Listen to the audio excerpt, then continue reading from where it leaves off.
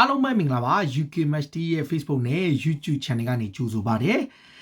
ေဒီကနေ့ကအခုစိတ်ဝင်စားစရာအကြောင်းတစ်ခုအနေနဲ့ဒါ Chelsea အသင်းရဲ့နီးပြပေါ့အခုနောက်မှလည်းတွေ့ထားတဲ့ Mafla လေးရှိပါတယ်ဒါ Chelsea အသင်းကတော့တကယ်ကို pressure တွေဖြစ်နေတဲ့အချိန်နီးပြ Frank Lampard ဆက်ရှိမလား Frank Lampard ထွက်သွားမလားဆိုတဲ့အကြောင်းအရာတွေကအားလုံးသတိထားနေရတဲ့အချိန်ဆိုတော့ Chelsea ပြည်သက်တွေကတော့ Lampard နေရာမှာတခြားတစ်ယောက်နဲ့အစားထိုးသိမ်းပြီလို့ဆိုထားတယ်လေးရှိပေမဲ့တစ်ဖက်မှာလည်း Frank Lampard ကိုသူ့ကိုယာတီကုန်တီဆက်ပေးမယ်ဆိုတဲ့သတင်းတွေရှိတယ်။ဒါပေမဲ့အခုလောလောဆယ်မှာကျွန်တော်တို့သတင်းကြားသိထားတဲ့သတင်းတွေရ Chelsea အသင်းဘက်က Frank ကိုဒါယာတီကုန်တီဒီအစောပိုင်းတုန်းကတော့တတ်မှတ်ပြီးအခွင့်အရေးပေးမယ်ပေါ့ဗျာအသင်းပိုင်ရှင်ဖြစ်တဲ့ Roman Abramovich က Chelsea ရဲ့ legend ကစားမတစ်ယောက်လည်းဖြစ်တဲ့တကယ်ကိုအရေးပါတဲ့ကစားကန်ဝင်ကစားမတစ်ယောက်ကိုယာတီကုန်တီအတိုင်းတာထိအခွင့်အရေးပေးမယ်လို့ဆိုထားတယ်။ဒါပေမဲ့မရီယာဒီမော်ရိုကပေါင်တန်း200ကျော်ထိသုံးပြီးတော့လက်ရှိအသင်းကိုပြီးခဲ့တဲ့နှစ်ကအသင်းထက်ပိုပြီးတော့တိုးတက်အောင်စွမ်းဆောင်နိုင်ခြင်းမရှိတာကသူ့ဘော်ကိုဖိအားတွေဖြစ်နေစေတယ်။လက်ရှိမှာတော့ Frank Lampard ကပြီးခဲ့တဲ့ရက်ပိုင်းတွင်ကပြုလုပ်ခဲ့တဲ့အင်တာဗျူးတွေမှာရောမနေ့ကပြုလုပ်ခဲ့တဲ့ဒါ FA Cup Preview အတွက်လုပ်တဲ့အင်တာဗျူးမှာပါသူဘာပြောလဲဆိုတော့လက်ရှိချိန်မှာကျွန်တော်ဘော်ကိုဖိအားတွေဖြစ်နေတာတော့မှန်တယ်ကျွန်တော်ကိုယ်တိုင်လည်းဒါကိုဝန်ခံတယ်ဒါကျွန်တော်ရဲ့အနာဂတ်ဟာကျွန်တော်လက်ထဲမှာမရှိတော့ဘူးလို့သူပြောထားတာလည်းမှန်တယ်ဒါပေမဲ့သူပြောထားတာဘာလဲဆိုတော့ကျွန်တော်ဘော်ကိုကျွန်တော်ထုတ်ပယ်ခံရမလားကျွန်တော်ရဲ့အနာဂတ်ပေါ်မေးမြန်းထားတဲ့မိကုန်းတွေကိုတော့ကျွန်တော်တတ်နိုင်တယ်မှာဒီလုံးဝကို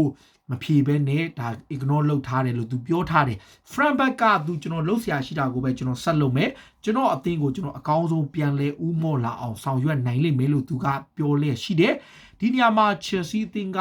သူ့ရဲ့နေရာမှာအစားထိုးမဲ့နီးပြတွေကိုတော့ယာထားပြီးသားစောပိုင်းတုန်းကနီးပြ9ရောက်6လောက်ရှိတယ်အဲ့ထဲမှာ Andriy Shevchenko တို့ဘာလို့ဆိုရင် Roman Abramovich နဲ့လည်းအရန်ကိုရင်းနေတဲ့သူတယောက်ဒါ Chelsea မှာလည်းကစားမဘွားကစားခဲ့တယ်လက်ရှိ Ukraine လေဝေးစီအသင်းကိုလည်းကင်နေတယ်ဒါပေမဲ့အခုကျွန်တော်တို့နောက်ဆုံးကြားသိတဲ့သတင်းအရ Chelsea ကနောက်ဆုံးအဆင့်စကားတွေနီးပြ2ယောက်ပဲယာထားတယ်ဒါလမ်ပတ်ရဲ့နေရာမှာအစားထိုးမဲ့သူပြီးခဲ့တဲ့ရက်ပိုင်းတုန်းကတော့ Chelsea အသင်းကထုတ်ပြန်ကြေညာထားတဲ့မှာလမ်ပတ်ကဘလို့အခြေအနေပဲဖြစ်နေပါစေယာယီနီးပြတယောက်နဲ့တော့ယာတီကုန်တိအစားထိုးတော့မှာမဟုတ်ဘူးလို့ဆိုထားတဲ့အချက်လည်းရှိသေးတယ်ဆိုတော့စဉ်းစားစရာတွေကအများကြီးပဲဒါပေမဲ့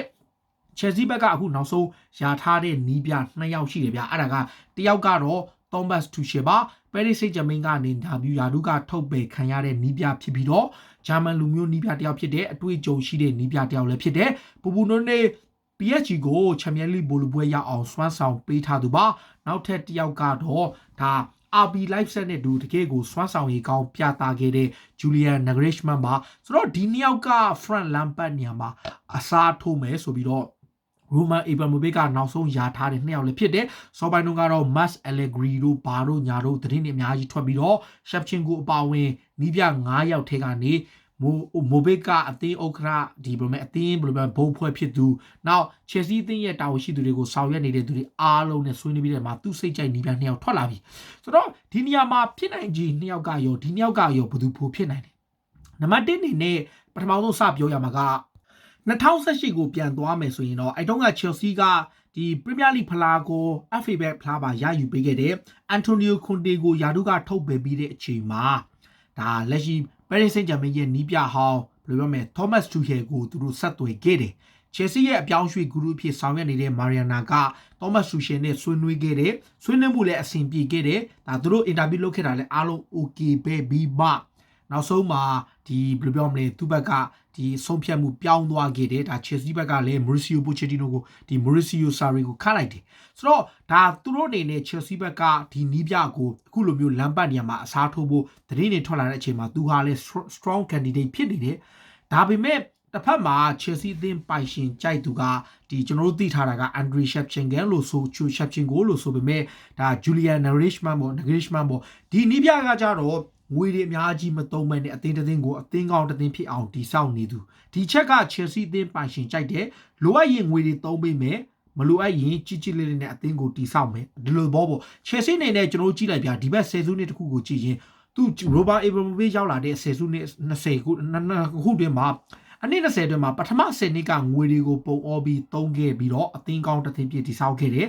ဒုတိယ10နှစ်မှာသူကငွေလဲလိုအပ်ရင်သုံးတယ်မလိုအပ်ရင်မသုံးမယ်နဲ့ကြည်လေးလေးနဲ့ transfer window တွေကိုကောင်းကောင်းဖြတ်သန်းပြီးတော့အောင်မြင်မှုတွေကိုလည်းရယူပေးတယ်ဒါ Chelsea ရဲ့ transfer policy ပြောင်းလာခဲ့တာဒါပေမဲ့ဒီနေ့ရာသီမှာတော့ Lampard ပေါ်သူယုံကြည်မှုအပြည့်ရှိလို့ ပေါင်တန်း200ကျော်သုံးပေးခဲ့တဲ့အချိန်မှာမထင်မှတ်ဘဲနဲ့ရုန်းကန်နေရတဲ့အချိန်ဒါ Chelsea အသင်းကိုငွေမသုံးဘဲနဲ့အသင်းကိုကောင်းကောင်းတိဆောက်ပေးနိုင်မဲ့ Julian Nagelsmann ကိုခေါ်ခြင်းနဲ့ဒါက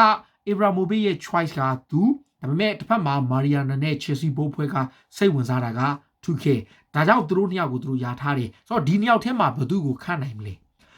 လက်ရှိနေထားရ Chelsea အနေနဲ့ Lampard something happen ဖြစ်မယ်တခုခုဖြစ်ခဲ့မယ်ဆိုရင်တော့ဒါ Chelsea ဘက်က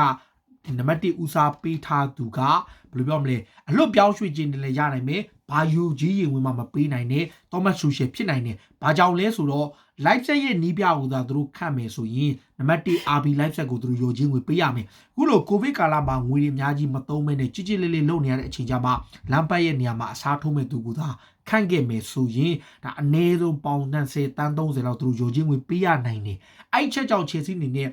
ပို့ပြီးတော့ဖြစ်နိုင်ကြီးရှိတာကတစ်ဖက်က Thomas Tuchel ပဲဒီနေရာမှာ Chelsea ကခေါ်ချင်တဲ့ Leipzig နီးပြက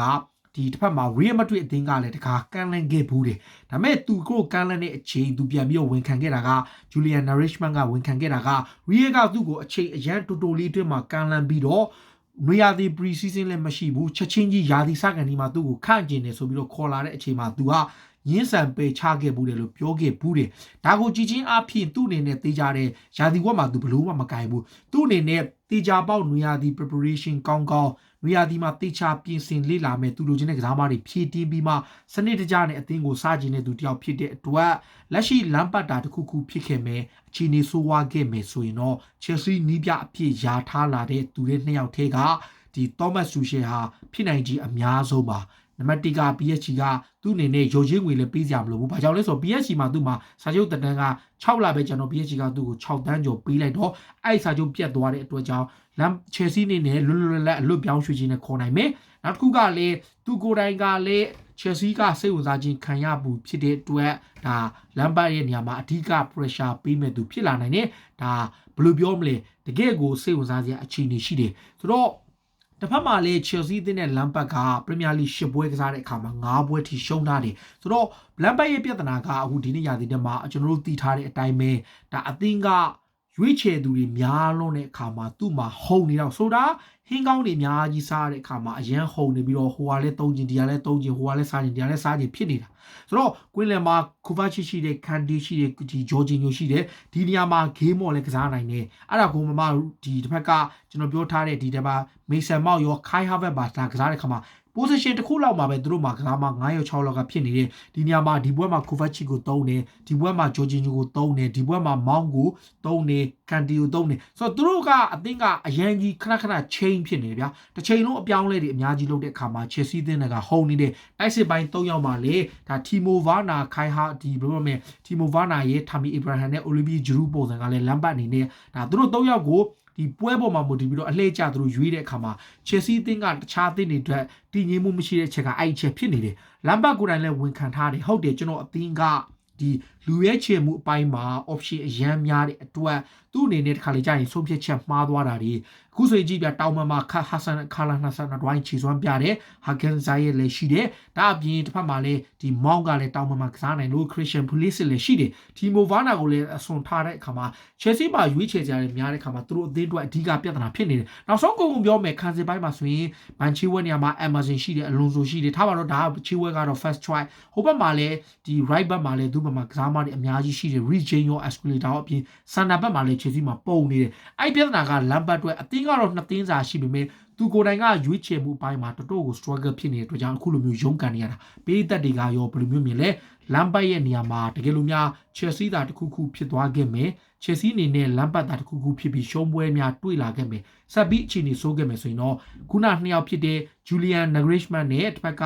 Thomas Tuchel တို့2ယောက်ထဲကဘသူကိုခန့်စေခြင်းလဲဒါ Chelsea ဘက်ကစဉ်းစားထားတာကတခုဒါပြည်သက်တွေကရောဘသူဖြစ်နိုင်မလဲကိုတိုင်ရွေးချယ်ရမယ်ဆိုရင်တော့ဘသူကိုနီးပြဖြစ်ဆက်ခတ်ခြင်းလဲလမ်ဘတ်ကိုရောယာဒီကုန်ထိနီးပြဖြစ်ဆက်ပြီးအခွင့်အရေးပေးတဲ့နေရောမထင်ဘူးလားဒါပြည်သက်တွေနေနဲ့ကျွန်တော်တို့ကိုမတ်မှာဝင်ရောက်မှတ်ချက်ပေးကြပါလို့ပြောနေအားလုံးကိုကျေးဇူးတင်ပါတယ်ဗျာ